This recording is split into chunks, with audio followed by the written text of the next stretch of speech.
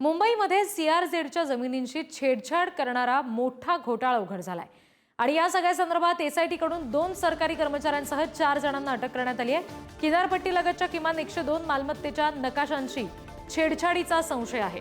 मुंबई महापालिका भूमी अभिलेख विभागाच्या 18 अधिकाऱ्यांची चौकशी याबाबत होणार आहे असं समजतंय।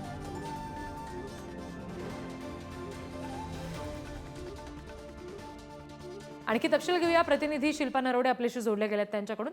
शिल्पा, नेमका घोटाळा काय आहे आणि या संदर्भात नेमकी कोणाची चौकशी होणार आहे?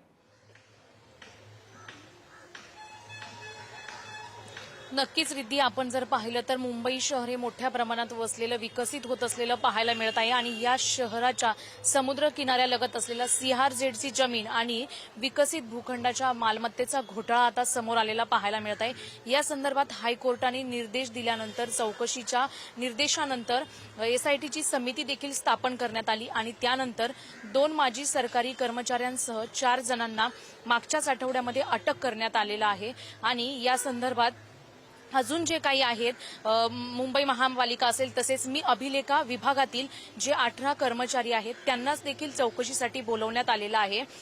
या ज्यांना बोलवण्यात आलेलं आहे त्यामध्ये इस्टेट एजंट असेल किंवा कंत्राटी कामगार असेल, सरकारी कर्मचारी असेल यांचा समावेश असल्याची माहिती सध्या समोर येत आहे।